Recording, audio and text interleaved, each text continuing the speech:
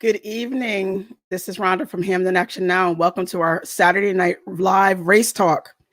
You know, this is always the talk of the town because we're always bringing up issues about race in our community, and we just have to talk about it. It's not going to go away.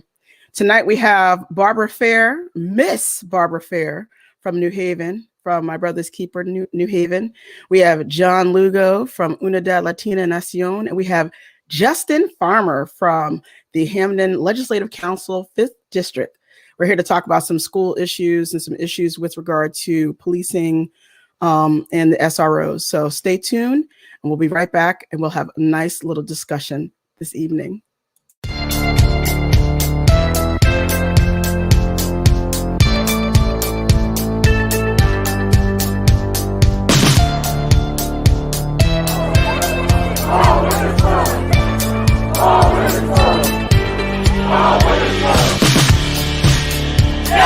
Let's go!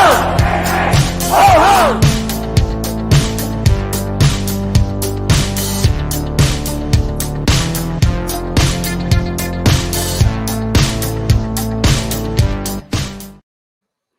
Welcome, everybody. Thank you, Miss Barbara, John Lugo, Justin Farmer. I'm so excited to talk with you all lovely people this evening. So, Barbara, tell us what's happened. What's going on? Really, it's the situation I have in Hamden. That's why I'm so happy that Justin's in, because I'm hoping he can help me in some way. A granddaughter of mine has been bullied by several girls. She's gotten jumped over the summer. My daughter tried to get police to intervene, keep it from going into something bigger, and has gotten nowhere. My granddaughter she's been always a straight A student. Her grades were starting to fall, and just all kinds of red flags that we knew something was going on. So my daughter started watching like her texts, email, all that kind of stuff where kids are communicating, and she's seen her getting bullied. And so, like I said, she tried to get intervention, but nothing has worked for her. My granddaughter just went back to school, and my daughter was telling me that she notified the school of this issue with these girls, because it's not one girl. Everybody's tough when they got a bunch of kids together. And the bunch of girls just signed back into school, and so they had to. What the school did was assigned the coach to walk my granddaughter to her classes. This is just totally ridiculous to me. Oh my God. And so that's why I wanted to come on and talk with people like Justin Farmer. And anybody, just tell me, what do you do? Because to me, I've always felt like some things are allowed to happen in our community, and things fester, and then people start getting guns and stuff to solve problems. And then there's a homicide, and then everybody wants to say, look at those kids. But I'm saying, why didn't you prevent this from happening? And so that's what the stage I'm at now. I just want some kind of help, because, I don't want to see this family against family mess going on. I really don't. But we're not going to have my granddaughter going to school afraid to go to school, a honor student who's afraid to go to school. That's just, we're not going to let that happen. So, and you know what happens? You can help me some way. Yeah, well, yeah. So we just need to kind of get to the bottom of it. And I agree with you. I mean, see, what happens is people don't understand. This escalates. Mm-hmm. This escalates. And then when it escalates and somebody gets seriously hurt or, God forbid, killed, then it's too late. Yeah. And it's not just harmless, banter amongst young kids, because a young kid, everybody goes through a metal detector or whatever to get into the school. But when you step out of the school, now, who knows? It could happen, they could jump you on the bus, or it just needs to be squashed. Yeah. That's it. And another thing is the kids brag about this on their pages. And I just don't understand why the police are not intervening, saying something. Not that I want the kids to get arrested, because the sad thing about some of the stories I've heard about the kids is, there, a lot of our kids in crisis anyway. But I think one of these, from what I've heard, one of the kids, her mother was killed in front of her. So I can imagine that trauma and probably untreated trauma. And so for me, it's not to get the police to arrest anybody, but to get these kids some help, because I know hurt people hurt other people. And I don't want my granddaughter being hurt because someone's upset or jealous or whatever it is, or going through a lot of stuff in their home and they're looking for somebody to bully. So that's the problem I have right now. Yeah, so, I'm sorry. Go ahead, John. No, I was going to say that, I was a mediator for 10 years working for the juvenile court in New Haven. And I had to do a lot of mediations at the schools around like the city. And I feel always that that's a great tool, to solve all these conflicts, not, I don't like, like the police officers to get involved in these kind of situations because they are going to make the situations worse. But the mediation is a great tool that we, for a long time, it work well in the courthouse, the juvenile courthouse, the adult courthouse, in the schools, and suddenly, like like the program lose like like the budget or the money to keep running, and now we don't have that tool anymore. But that's something that parents, they should say something and say, listen, mediation is a great tool, and you should do it. You should like train kids to be a mediators and to solve, to help to solve those conflicts that can be solved through that great, through that skill, like, learning how to mediate cases, or conflicts. When I was a social worker in a school in New Haven, that's the kind of thing we started there, peer mediation, and it really works. But for me, it's just so many things that work for our kids that the funding's lost. Yeah. And so now we don't have the help that we need for our kids, but yet we say our kids matter, because that's what they really need. They need to bring in some real mediators to do these jobs, like you said, like you used to do, like I used to do. I was telling Rhonda before the show came on, I was just looking at a show where she had Leonard Gerard from the Connecticut Violence Intervention Protection Program. And I was just getting into this. I haven't heard the whole program, but I was shocked to hear that this is right in Hamden. This is where my granddaughter goes to school. And he says that they work in the schools. And so I'm saying, well, how come I didn't hear about any of this stuff? This is what we need. I need somebody to get in, get these kids, talk to their parents, because some of their parents are just as wild as the kids. So I know why the kids are the way they are, because trying to talk to some of these parents is like, reasoning is just out the window. So how now that I hear about this program, I'm going to get the contact information, Rhonda, and I definitely will reach out, have my daughter reach out and see if it's a viable program, because a lot of people have programs and they're getting funding, but nobody knows anything about it and they ain't doing nothing for our kids. So I just want to see if this was a viable program, and I will definitely let you know. Well, that'd be great. What do you think, Justin? I think I first want to acknowledge your work on shutting down Northern prison facility as yes solitary confinement, 80-something units, and people spending 21 hours shackled. And I mentioned that, and I mentioned your advocacy because we don't want people isolated from community. Dialogue is so important in solving stuff. Peer mediation is that first dialogue before we get to the carceral system that we know is so dangerous. So I want to first acknowledge you and all the work you've done over the years. But as we sit here and we talk about this, there are several issues that I have, which are, one, in terms of programs. Last year, one of my colleagues on the council brought forward a program and told us that we needed it.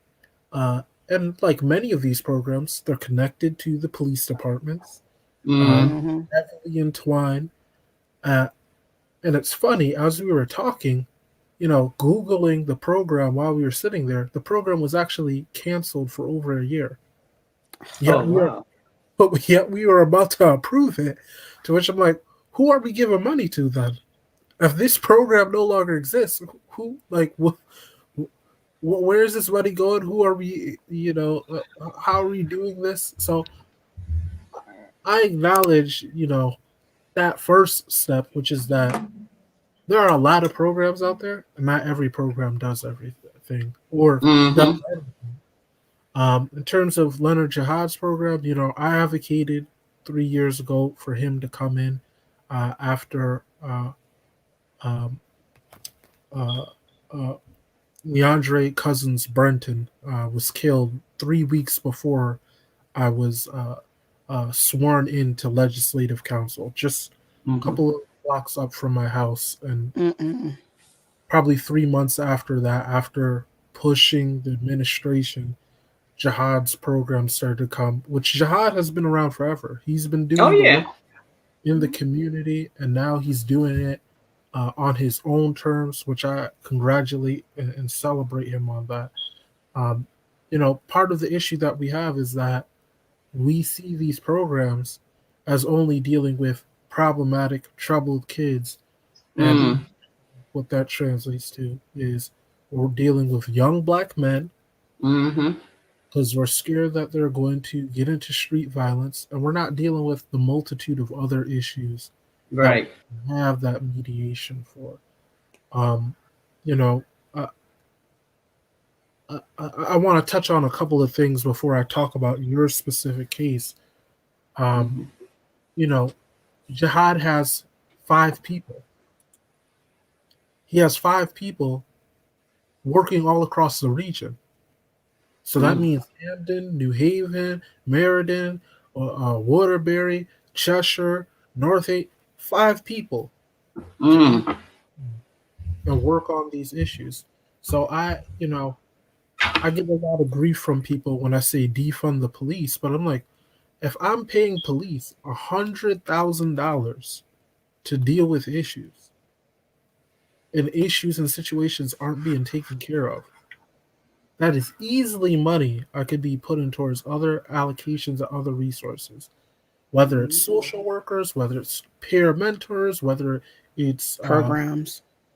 Tons of programs. We look at places like Portugal, or recently in for a U.S. context, Oregon, who decriminalized all drugs. In Portugal, what they did a decade ago is they decriminalized all drugs, and they said everyone who has a problem, we're going to give you a job coach, and we're going to give you a life coach. So we're going to make sure that you get gainful employment, and then we're going to have someone talk to you to get you on the straight and narrow. The resources that we have, that we allocate through government, budget time, that's a moral document. That's a moral contract to us and our community. The governor's austerity budget right now, talking about how we can't raise taxes on the rich, and then we complain about street violence, we complain about issues, we complain about blight, we complain about quality of life, but we don't fund those things. Yet we always seem to have money for police having tanks.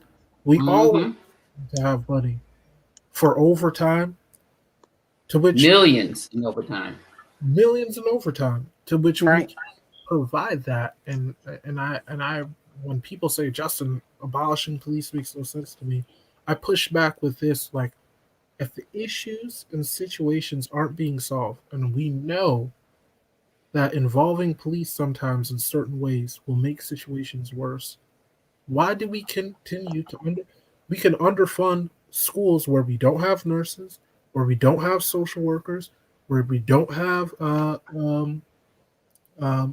guidance counselors for higher education, but then we can have police in our school. And then even times when they can be effective, we have situations like this where for some reason people haven't followed through and the ball has been dropped.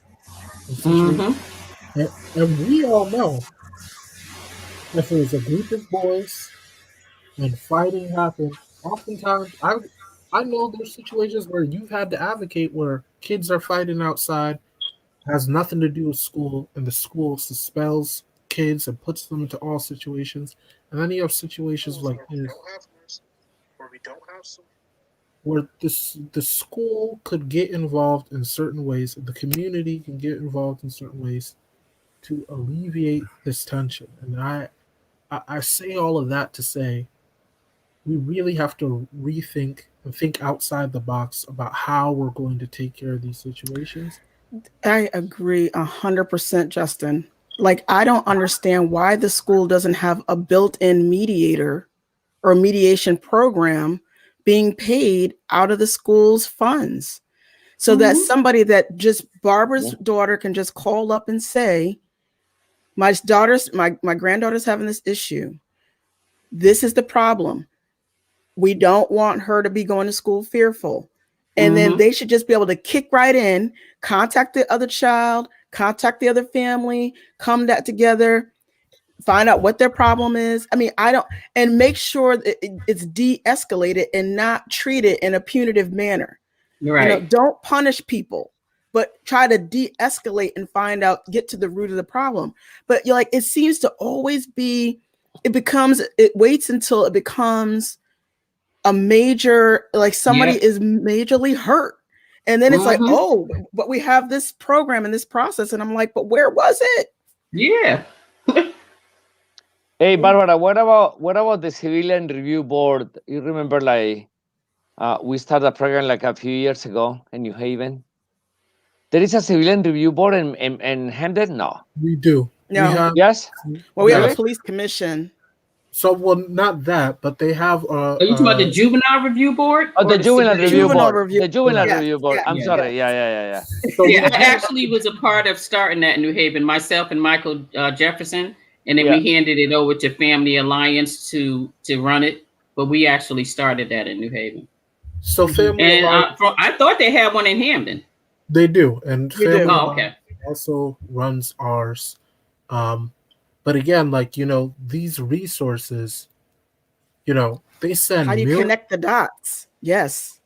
Every year we start school, we send millions of pamphlets and stuff to parents, but things like this aren't on the list. We don't even educate people on what resources we have.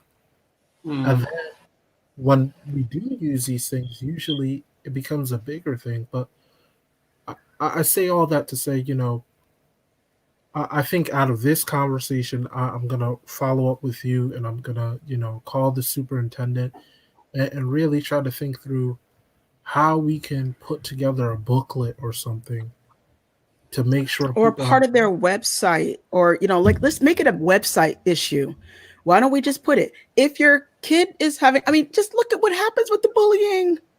We know we can go back as far as Columbine. You know, look at what happens with the bullying. Why are we still not in a place in our American culture to find ways for parents like you, Barbara, your daughter, to be able to find help before, you know, just like I said, you know, about adults taking matters into their own hands, kids will do the same thing. And then somebody is killed. And then the kids drag the parents in, and the parents are no better than the kids. So it becomes this big thing. And that's what I'm so afraid of, because imagine how upset we were when she got jumped by about several girls. They were, she was 12 at the time. They were all teenagers. Imagine how we feel. We're a huge family in New Haven and Hamden.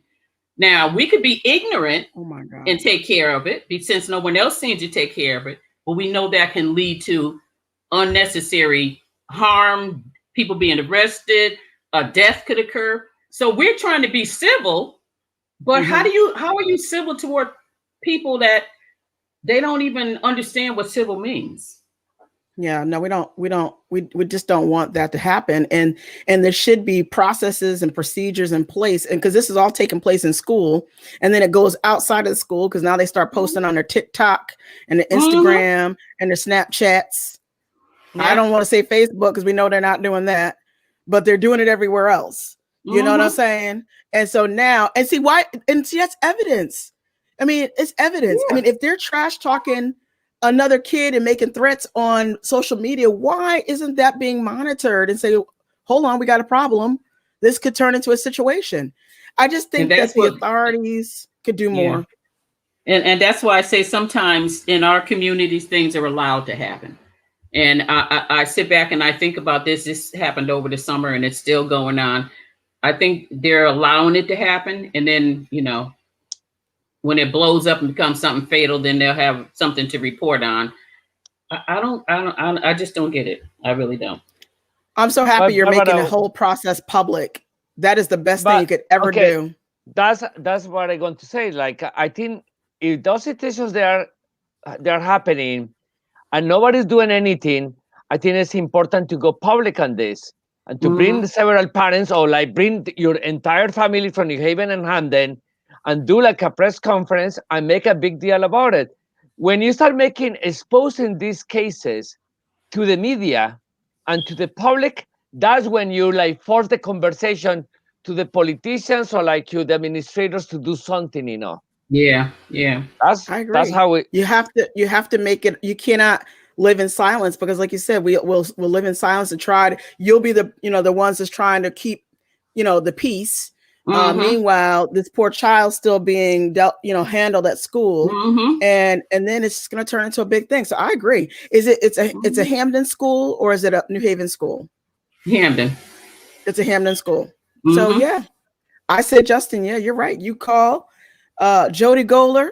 You'll be getting a call on Tuesday about Barbara Fair's family member. And we want to know why there's not a procedure in place to de-escalate the situation, because it's not right and it's dangerous. Right. But it's also, for me, well, I'm not afraid of confrontation. It's making a process, because there are times where people legitimately don't see. For me, it doesn't make a difference. It's more so, how do we come out of this process? How do we come out of this situation with a process? And that's where I really get frustrated, because we will see time and time again situations raised to a level where we say, how could this happen? Exactly. And then and even sitting here with you, Rhonda, I think of that situation with Simone, where I'm exactly. just like, you had teasing go on, and then the teasing got to a level where you had kids chanting to hang her child. Wow. And I'm just like, cool. Like, you would think, like, after certain situations like that, we would come up with new strategies and really workshop and think like, cool, how are we going to... So, like, a brilliant idea that you just had, and this is all through, it's crazy to me, because, we're talking about education. We're talking about educators. Dialogue is super important. Just us talking about the issue. Several people with different perspective, different life experiences talking about the issue. Cool. We should have a pamphlet. You said, you know what? We should have a button on the school website where you can say, click, and this is what I need. And like, even better, cool, we should have a conference. I'm going to challenge my colleagues on the council to say, cool, let us do a training to get all the resources that we have for our schools. We sit down with school officials, and they explain to us all the resources they have for our youth, so that we can give it out to the community, so that if someone calls me, I can get back to them with the answer right away, rather than shooting an email and waiting back and forth. And because we all know, you look 1 second, you turn your head, all of a sudden the situation happens. And we, especially with so many kids being out of school, we don't want situations to boil over. So I love the fact that we're talking about these things and having dialogue, because that's how you get things done. And I mean, and the Hamden Board of Ed, I'm sure they're going to see this video and they're going to all freak out. and they're going to say, oh, why didn't they call us? But you know, you don't have a pathway to make these types of reports. There just isn't one, because if there was, Barbara Fair would have already contacted you. There just isn't a pathway.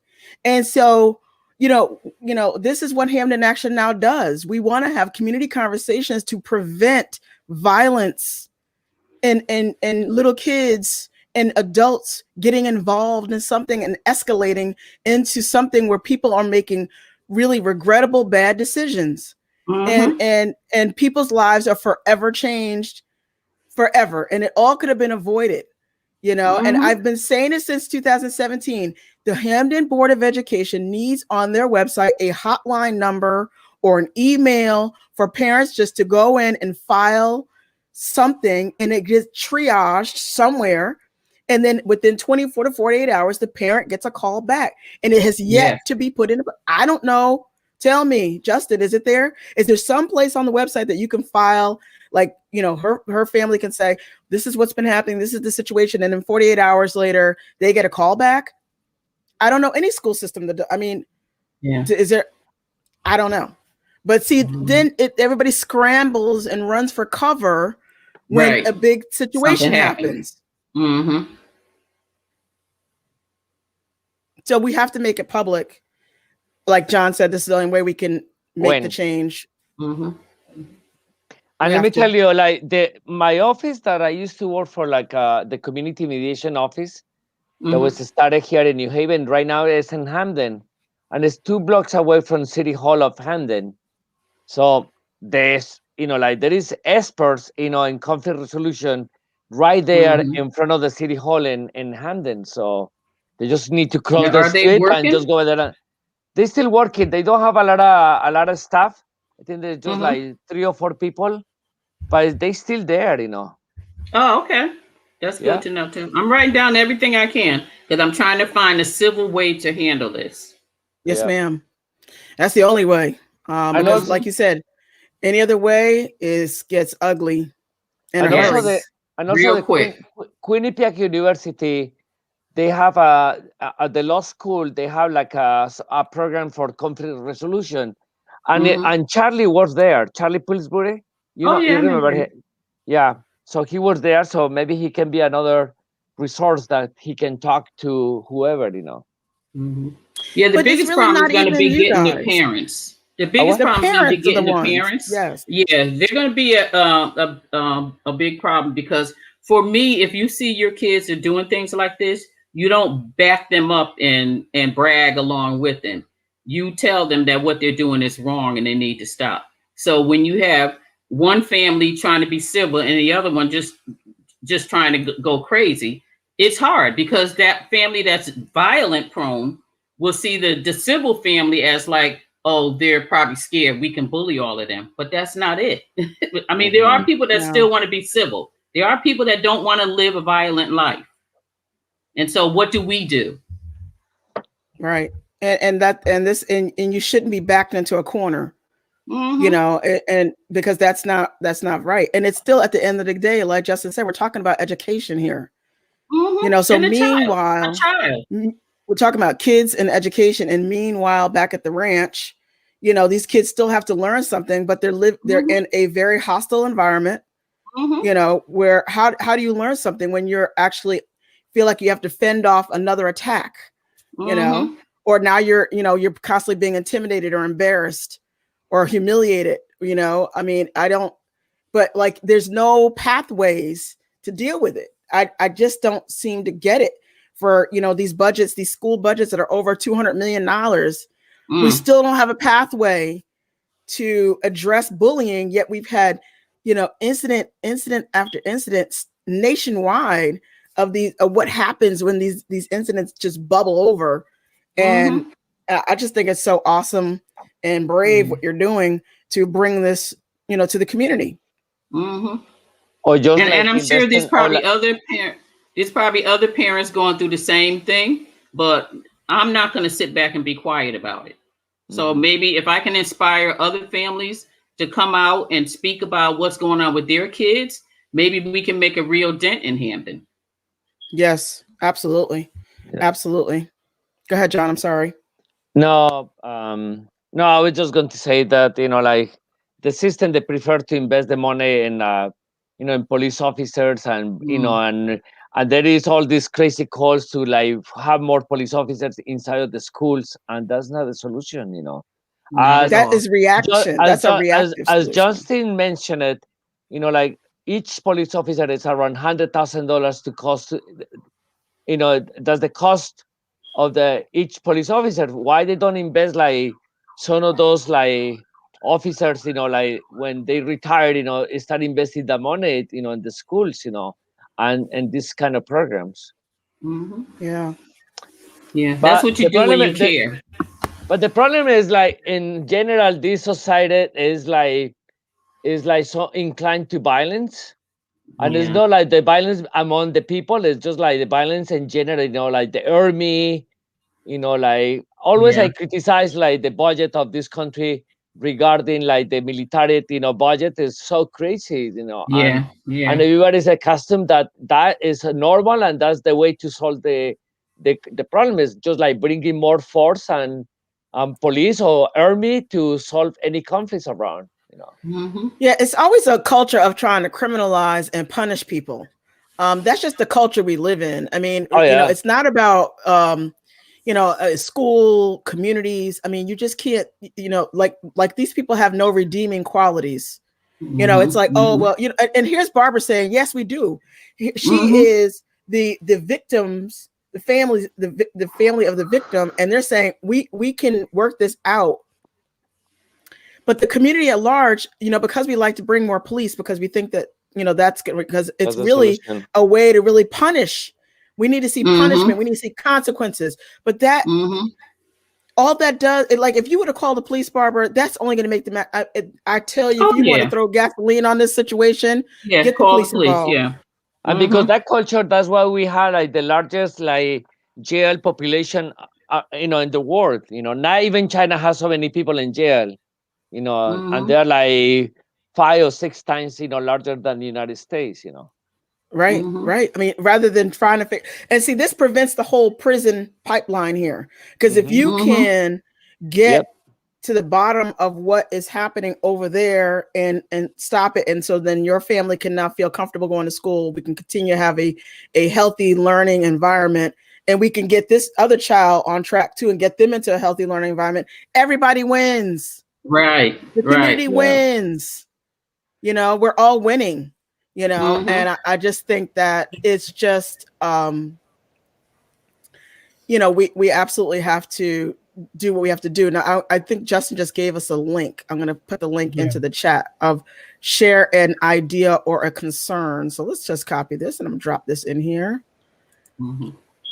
Because if there is a link, then let's try it out. Let's see what happens. I mean, Justin, you're going to call her on Monday anyway, right? I'm gonna call Tuesday, because Tuesday. Sorry, I'm gonna call Tuesday. But my thing is, we know things like low scores in 3rd grade is an indicator in some communities to build prisons.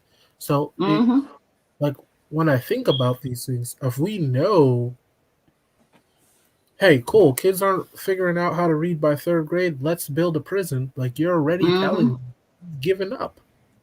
And it's those structural, institutional deficits that frustrate them. People will tell themselves, I don't believe in X, Y, and Z. I'm like, I can't believe what you say, because I see what you do. Like, if you don't believe this is how things are supposed to work, then why is it that we do X, Y, and Z? And I love your idea where, I read the concern page, the concern or ideas, but what you said, Rhonda, something where you can know, and they give you a time to share a timeline to say, we will get back to you by XYZ amount of time. Right. So that you can have the expectation of a time. And maybe, cool, maybe that needs to be 72 hours. Maybe that I don't know where the school is with their resources, but that I think that would help alleviate tension and alleviate, because if I'm a parent, thank God I'm not. If I was a parent and my kid came to me and said XYZ happened, I'm not waiting 24 minutes. I'm gonna Right. move heaven and the moon and this and that to make sure. Mhm. So I don't know. All I can say is I hope that people who are hearing this and who see this can see positive peace. As King's positive peace is filled with tension, not negative peace. Not don't say anything and let things go as they usually do, but positive dialogue, tension. It's okay to have contention and to talk about. 1 second if this happens, you're gonna be upset, but I know the person that you are. Where you sat down and met with commissioners and police chiefs and this and that and been able to come to solutions and to get stuff done. So it's not so much not willing to have that dialogue, but it's set up that dialogue. And I know that about you personally, but I want to make sure to share that, because some people will be quick to judge, quick to jump to judgment, where it's just like it's okay to talk about our issues in public. It definitely is. It definitely is, because you're trying to prevent a catastrophe, because like once it turns into a violent situation, it's too late. Yeah. It's too late then, and you can't take it back. And like I said, lives are regrettably changed forever. And this is what communities are supposed to do. So communities are supposed to come together, resolve these issues before it turns into a major situation. And again, you have, I mean, if you call your doctor and you say that you're having chest pains, they're going to call you right back, because it's life or death. But if you call the school system and you say my daughter's being bullied and I'm fear for her safety, or there's no way to do it, or there's no, there's no avenue, I like, so then what do? You wait until your child is, it's the same thing, like this is just as urgent as calling your doctor. Don't you would expect your doctor to get right back to you. So I'm, we're going to, I could call Jody Goller. I'm sure he won't call me back, but I'm sure he'll return Justin's phone call. He'll return Justin's phone call. Yeah, I just need a path. Like I said, if these programs, violence and intervention programs are in Hamden, okay, I'm coming to see what you're about. Because like I said, I've been to a lot of programs, sent people to a lot of programs, and they weren't nothing like they said they were. So I always try it out, and I'll see if it's really real. And then I'll definitely get back to you, because like I said, there may be other parents out there going through the same thing, but they probably, some people do feel like don't air your dirty laundry. But you know what? Sometimes you airing your dirty laundry lets other people know, oh, so there is a solution. There is something I can do. I don't have to send my kid to school in fear, or keep my kid home, or get into fights with people. There really is something that can help us. And that's what I'm hoping will come out of this, because you like you said, Justin, you know me, I'm not going to just sit back and just let things happen. But I hope other people will be inspired to do the same thing. When you see your child in trouble, you better do something, because today's arguments with kids turn into fatalities. Yep. Kids and you no can't longer just walk away. Right.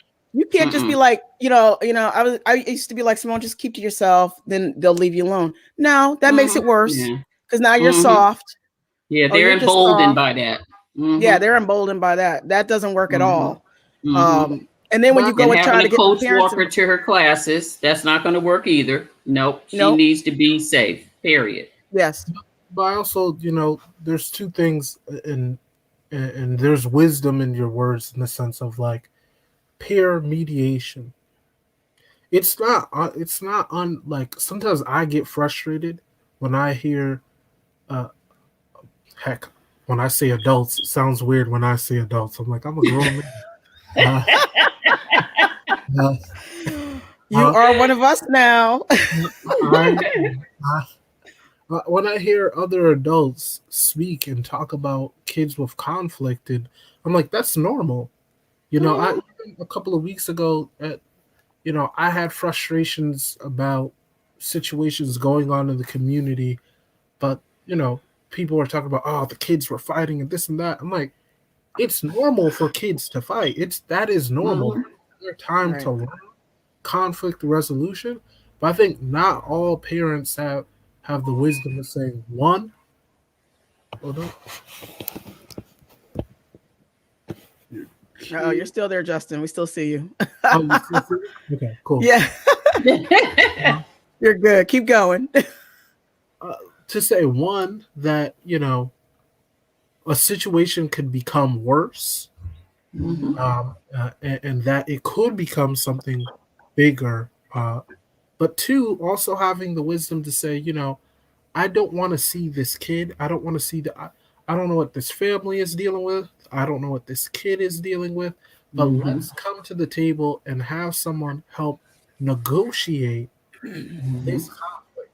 I don't think every parent has that wisdom, and many of us are quick to say, well, I want that other kid to be punished. I want justice for my kid, and I want whoever is giving them hell, I want them to be held accountable in the strictest, harshest way possible. And I just want to commend you again for having that wisdom to say, how do we do what's right for both kids? How do we make sure their education? And how do we bring the community together?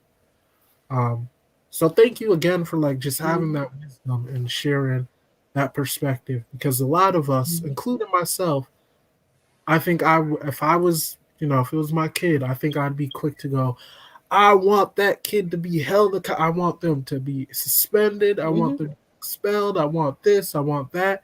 Instead of, how do we make sure all of our babies are learning to the best of their ability and getting what they need. And get to the bottom of the aggressive in behavior, because there's a reason for it. I mean, there's got to be a reason. There is a way to get to the bottom of why a child feels the need to behave in such an aggressive manner. And then get to the bottom of it. And then once you get to the bottom of it, you have to deal with it, but the schools, and this is another, I mean, I know, we start saying that D word, but this is when we say that, you invest so much money in policing, just take that one little budget item and just take it and move it down here to an intervention program. Right. We're not talking about defunding. We're talking about a budget reallocation. Adjustment. So, right. Let's just take that item and let's move it down to a mediation program. So that way we can, this way, and this person is the one that can just be the hotline. So, okay, Barbara Fair calls this number. The mediation person calls her back, gets all the information. They reach out to the other family. They start off the discussion and say, this is just the time for us to mediate, find out what the issues and needs are. And because before we make it punitive, we need to see if we can't restore, peace between these two parents, families, and the students. And that's the way I think. I think about how can we restore both sets of families, as opposed to calling the police and what are they going to do? Nothing. And I said, because I was part of peer mediation when I was in the schools as a social worker, that's what I did. I started peer mediation, and the kid come to me, there's a problem. The first thing I think about, okay, first you kids got to get in the room and talk. Then we got to bring your parents in, so the parents are aware. So the parents won't say, well, I didn't know this was going on. So here's the parents. And plus, I know you got to go back home to your parent. So I'm hoping that you have a parent who's teaching you the same thing I'm trying to teach you, so that we can come to resolve, and you might even end up best friends, for all you know, if you talk. But if you don't talk, if all you do is call the police, that doesn't help anything. Yep. So that's my mindset. I think of hurt kids, hurt other kids. So I'm thinking maybe some of them kids have been through something or going through something. They're hurting. They want to reach out and hurt somebody else. What can we do to help that kid?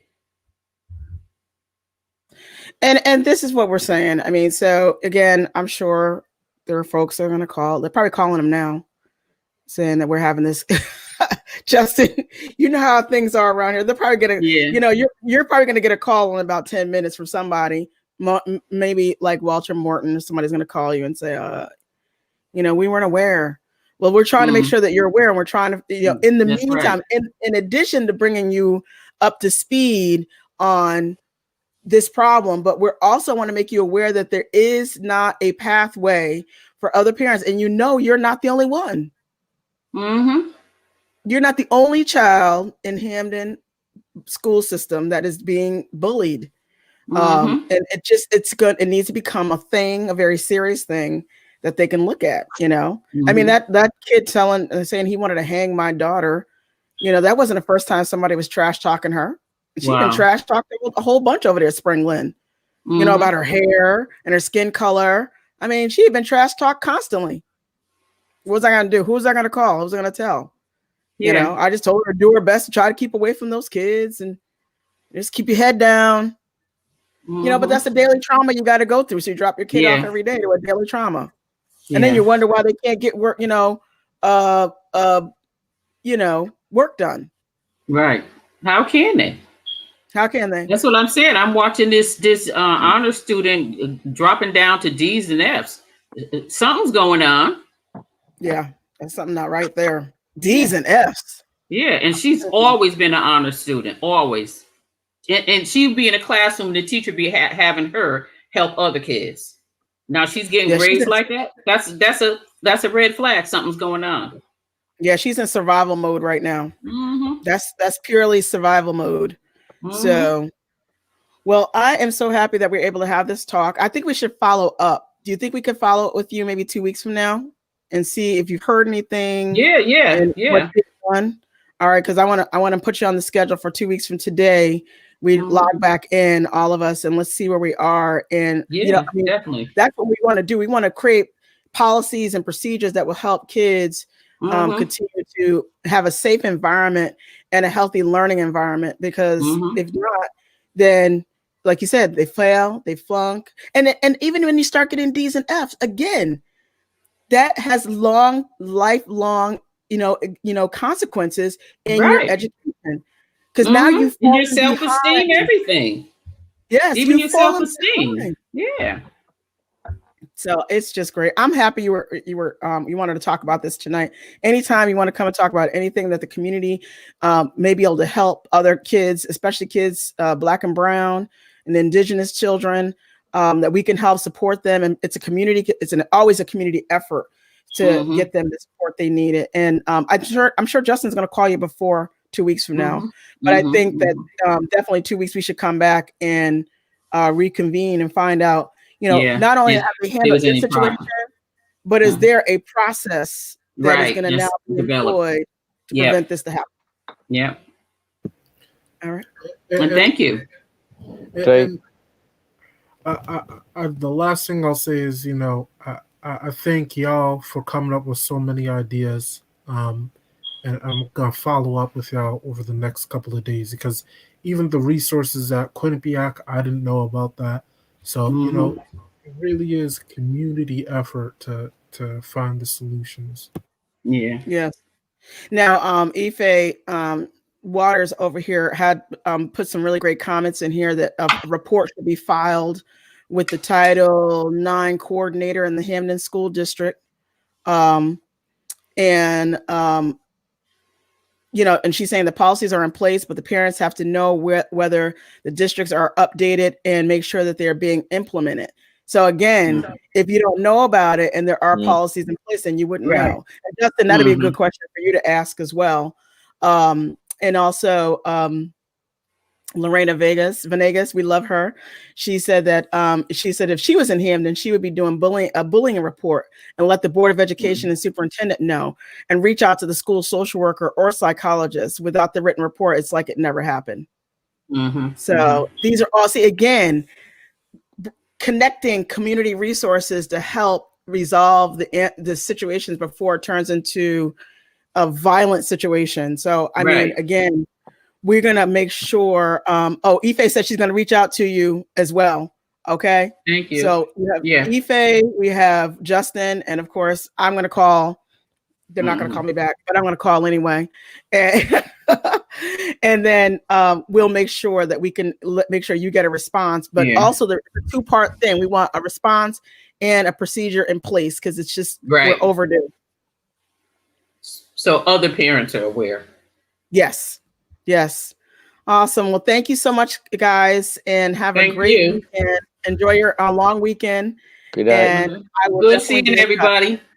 All right. Bye-bye. You guys take care.